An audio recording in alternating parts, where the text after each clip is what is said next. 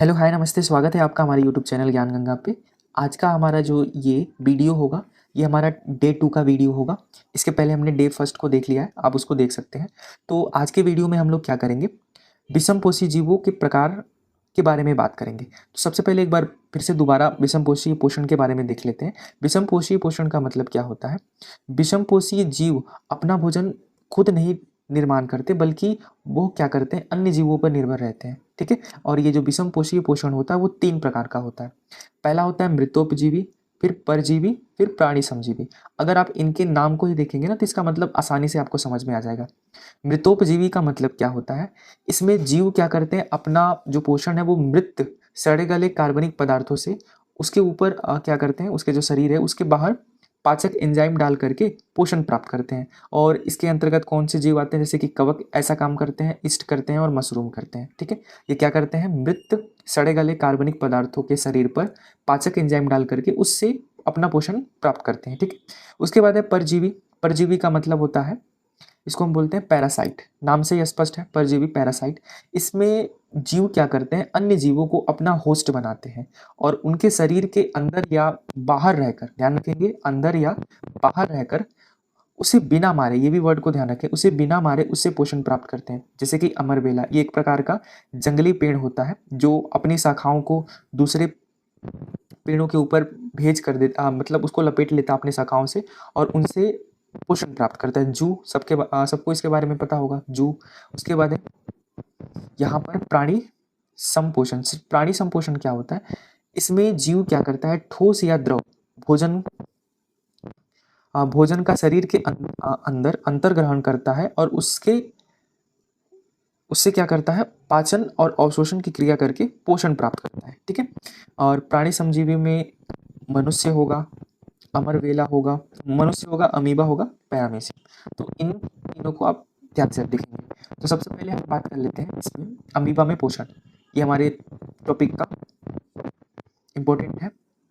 ठीक है। तो अमीबा में पोषण की बात कर लेते हैं। तो अमीबा के बारे में एक बात ध्यान रखेंगे कि अमीबा एक कोशिकीय जीव होता है, यानी इसके पूरे शरीर की बनावट केवल एक कोशिकाओं से है। ठीक है। और ये जो है ना, एक प्रकार का प्राणी समजीवी है। प्राणी समजीवी का मतलब ये क्या करता है, भोजन को अंतर्ग्रहण करता है, फिर उनका पाचन करता है और उनसे ऊर्जा प्राप्त करता है। ठीक है। इनमें पोषण निम्न चरणों में संपन्न होती है। पहले क्या करता है, अमीबा क्या करता है, पहले भोजन को अंतर्ग्रहण करता है। अंतर्ग्रहण, ठीक है।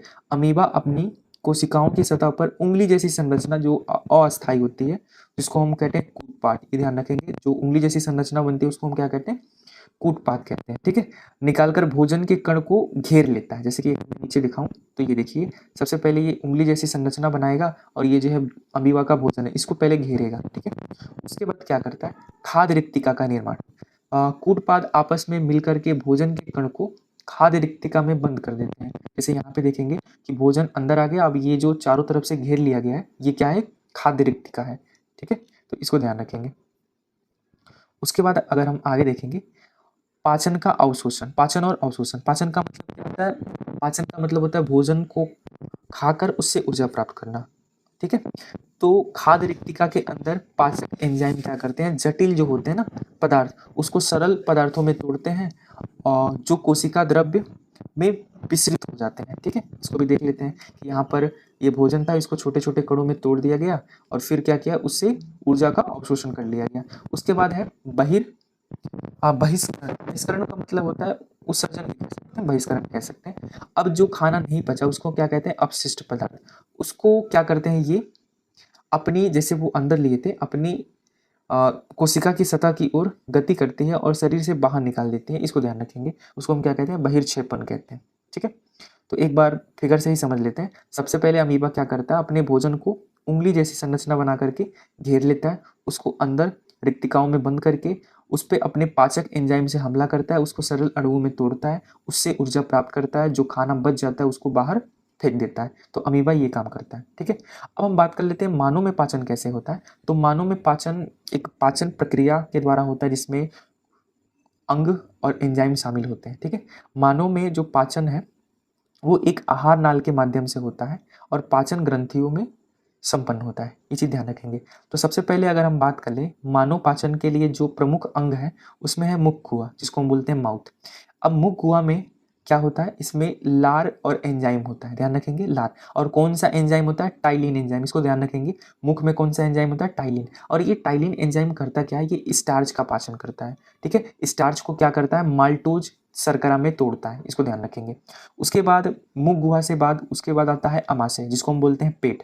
अमाशय में क्या होता है, जठर रस होता है। और जठर रस इसके अंतर्गत, जठर रस के अंतर्गत HCl होता है, हाइड्रोक्लोरिक अम्ल, पेप्सिन एंजाइम होता है और श्लेष्मा होता है। इसको ध्यान रखेंगे कि जठर रस में क्या होता है, HCl, पेप्सिन और श्लेष्मा, ठीक है। HCl का काम क्या होता है, HCl जो होता है वो अम्ल है, तो अम्ल है तो इसकी प्रकृति क्या होगी, अम्लीय होगा।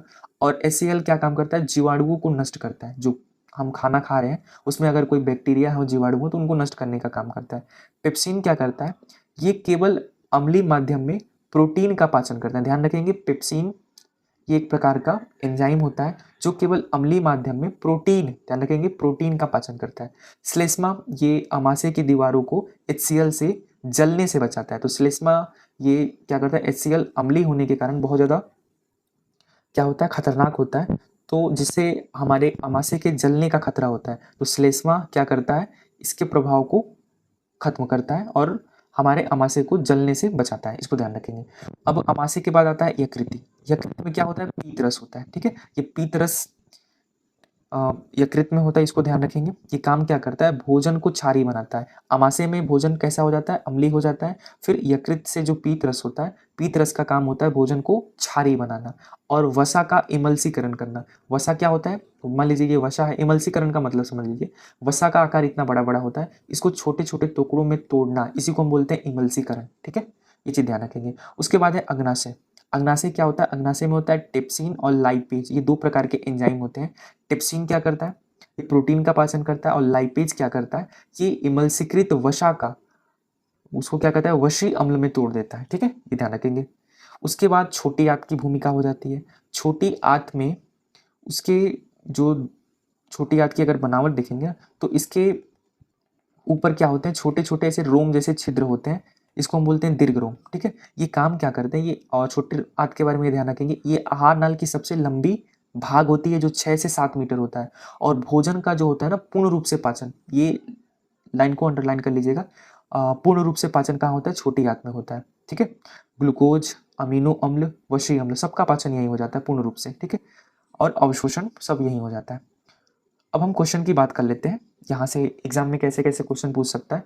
यहाँ पर बोर्ड के लिए सबसे पहले प्रश्न देख लेते हैं। अमाशय में जो हाइड्रोक्लोरिक अम्ल होता है और श्लेष्मा होता है, इसकी भूमिका ऊपर भी हमने देख लिया कि हाइड्रोक्लोरिक अम्ल क्या होता है, कि अमाशय जो अमाशय है उसके माध्यम को अम्लीय बनाता है, जो पेप्सिन एंजाइम की क्रियाशीलता के लिए आवश्यक है। तो ये ध्यान रखेंगे, HCl पहला काम क्या करता है, HCl जो होता है ना वो अम्लीय माध्यम क्रिएट करता है जो पेप्सिन एंजाइम को क्रियाशील बनाता है। दूसरा, ये भोजन में जो हानिकारक बैक्टीरिया है और जो रोगाणु है उनको नष्ट करता है। श्लेष्मा बताए थे कि ये अमाशय में आंतरिक दीवार जैसे HCl के प्रभाव को कम करता है, उससे रक्षा करता है, ठीक है, ये ध्यान रखेंगे। उसके बाद छोटी आंत में जो दीर्घ रोम होते हैं उसका क्या काम होता है, तो दीर्घ रोम जो होते हैं ना ये छोटी आंत में होते हैं, इसको ध्यान रखेंगे। अब ये काम क्या करता है, ये पचे हुए भोजन का अवशोषण करता है, करने के लिए पृष्ठ क्षेत्रफल को कई गुना बढ़ा देता है, ठीक है। ये चीज़ थोड़ा सा मैं एक बार और समझा देता हूँ। दीर्घ रोम जो होता है ना, ये जैसे पानी और जो खाद्य पदार्थ है उनको अलग करने का काम करता है। आप इसको यहाँ पढ़ लीजिएगा, इसका मतलब यहाँ पे लिखा भी है, ठीक है। उसके बाद ये समझ लेते हैं कि मानव लार में कौन सा एंजाइम पाया जाता है। ऊपर हमने देखा कि मानव लार में कौन सा एंजाइम पाया जाता है, टाइलिन एंजाइम पाया जाता है, इसको ध्यान रखेंगे, ठीक है। और यहाँ पे एक और चीज़ ध्यान रखेंगे कि टाइलिन एंजाइम क्या करता है, ये स्टार्च का पाचन करता है। तो इसीलिए मानव शरीर में जो पाचन की प्रक्रिया होती है ना वो मुख गुहा यानी मुंह से ही स्टार्ट हो जाती है। तो टाइलिन जो होता है वो स्टार्च को शर्करा में बदल देता है। उसके बाद है पीतरस का निर्माण कहाँ होता है, तो सबको पता है पीतरस का निर्माण यकृत में होता है। यकृत के किस वाले भाग में, पित्ताशय में होता है पीतरस का निर्माण। मानव आहार नाल का सबसे लंबा भाग कौन सा है, ऊपर देखा था कि सबसे लंबा भाग छोटी आंत है जो 6 से 7 मीटर लंबी होती है। और इसके अंतर्गत कार्बोहाइड्रेट, प्रोटीन, वसा, इनका पूर्ण पाचन यहीं पे होता है, ठीक है। तो आखिरी में 1 मिनट में हम इसको पूरा का पूरा रिवाइज कर लेते हैं कि मानव में जो पाचन होता है वो कहाँ से होता है, मुख गुहा से होता है, जहाँ पर टाइलिन नामक एंजाइम पाई जाती है जो स्टार्च को शर्करा में, माल्टोज शर्करा में चेंज करता है। उसके बाद भोजन अमाशय में जाती है। अमाशय में HCl होता है जो अम्लीय माध्यम उपस्थित करता है। उसके बाद पेप्सिन एंजाइम होता है जो प्रोटीन का पाचन करता है, उसी में श्लेष्मा भी होता है। उसके बाद छोटी आंत में क्या होता है, छोटी आंत में जो यहाँ यकृत होता है ना, तो यकृत से जो पित्ताशय है और अग्नाशय है, तो वो सारे के सारे कहाँ मिलते हैं, वो मिलते हैं छोटी आंत में। छोटी आंत में भोजन का क्या होता है, पूर्ण पाचन होता है। बड़ी आंत में केवल बस एक ही काम होता है, जल और जो पदार्थ हैं उनको एक दूसरे से अलग कर दिया जाता है। ठीक है, तो यहाँ तक हमने आज का टॉपिक कवर कर लिया। अगर आपको ये वीडियो पसंद आया हो तो चैनल को सब्सक्राइब जरूर कीजिएगा। मिलते हैं हम नेक्स्ट डे 3 में।